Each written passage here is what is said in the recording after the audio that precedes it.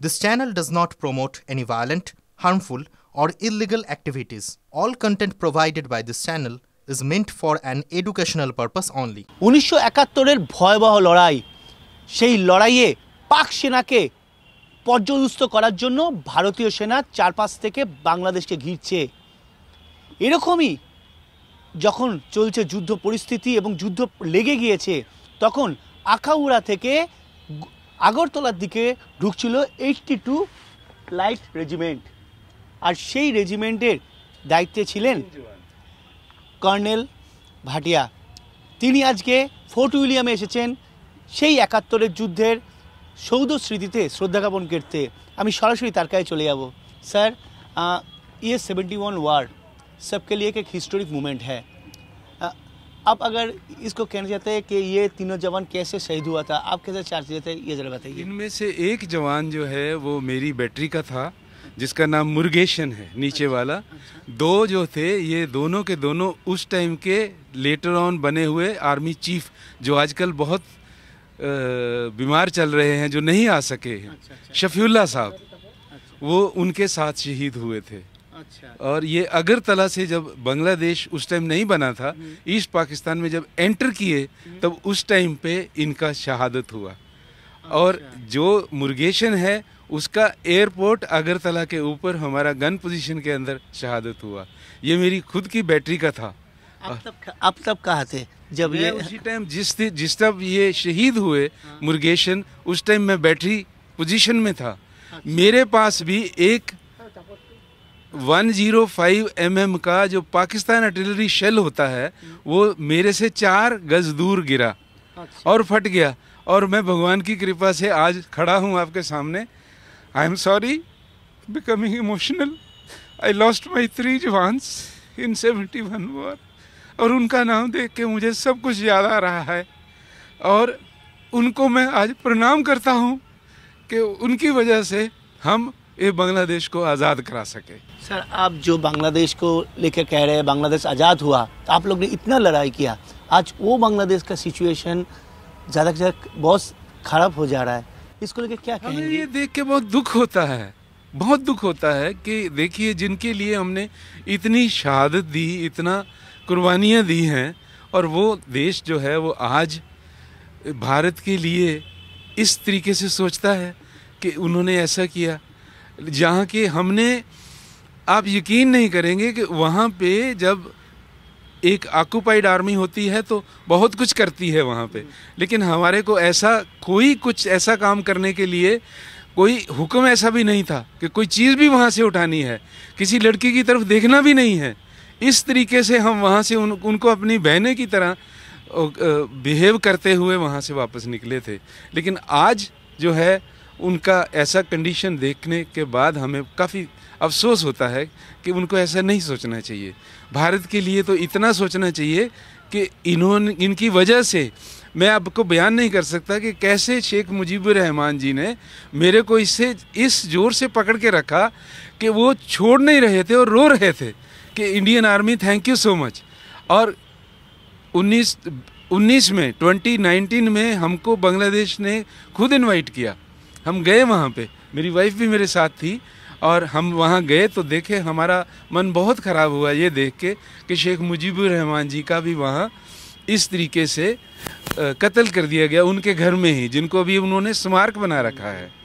और उस स्मारक को देखने के बाद भी हमारी आंखें नम हो गई कि उस शख्सियत को जिसके जैसे हम अपने गांधी जी को फादर ऑफ द नेशन बोलते हैं, तो ऐसे ही वो उनको फादर ऑफ द नेशन बोलते थे। और उनका इस तरह से एंड करना हमें बहुत बुरा लगा, और हम वहाँ पे भी ऐसे ही आंखें नम लेकर के वापस आ गए। सर, बांग्लादेश का बहुत सारे लोग जो नए जवान हैं, नए जो यंग पीपल है, वो लोग बोल रहे हैं कि इंडिया ने जो लड़ाई किया था वो खुद के स्वार्थ के लिए किया था, बांग्लादेश के लिए नहीं किया था। लेकिन आप लोग का ये बलिदान, ये क्या सब ऐसे ही जाएगा कि वो लोग ऐसे ही कहते हैं कि बांग्लादेश के लिए नहीं, इंडिया खुद के स्वार्थ के लिए लड़ाई किया था? नहीं नहीं, बिल्कुल नहीं, ऐसा बिल्कुल नहीं था। क्योंकि जिन लोगों से हमने वहाँ बात की, उनमें से एक जाफर इमाम का नाम है, जो याद रखने वाला है, जो मेरे साथ बिलोनिया में तकरीबन 3 महीना हम इकट्ठा रहे, और वो बाद में मेरे को 2019 में वहाँ पे भी मिले, और वो इतना प्यार से मिले और इतना मोहब्बत से मिले कि हमें खुद ये लगा कि हमारे भाई जैसे हैं। और अब आज अगर उनसे बात करें तो देखे हैं तो वो भी दुखी हैं कि इस तरह से आज का जो जवान है ये सोचता है कि जो इंडियन आर्मी ने जो किया वहाँ पे वो उनकी भलाई के लिए किया है, ऐसा नहीं कि हमने अपने के लिए किया है। कि हाँ नहीं, लोग सोचते हैं कि शायद अपने लिए किया इंडिया ने, क्योंकि उस टाइम पे इतने रिफ्यूजी आए, तो रिफ्यूजी के लिए पूरा वर्ल्ड में कोई भी ये सोचने के लिए तैयार नहीं था। इंदिरा गांधी जी ने इसीलिए उस टाइम पे कोशिश किया सबको ये बताने के लिए कि देखिए हमारे पे इतना बोझ पड़ रहा है, हम और कुछ नहीं। लेकिन पहला अटैक तो फिर भी पाकिस्तान ने ही किया, ये तो आप भी जानते हैं और अच्छी तरह जानते हैं। उसके बाद भी मुक्ति बाहिनी ने हमारा साथ मांगा, हमने उनका साथ दिया और उनका कंट्री उनको लिबरेट करा करके वापस दे दिया। लेकिन ये वर्ल्ड में एक किस्म का ऐसा एक एग्जाम्पल है जिसमें जो जीता हुआ पोर्शन है वो वापस कर देना किसी को, और उनके जो प्रिजनर्स ऑफ वार है उनको भी वापस कर देना, और अपने प्रिजनर्स ऑफ वार उनसे मांगना भी नहीं कि हमारे इतने हैं और हमको वापस कर दीजिए।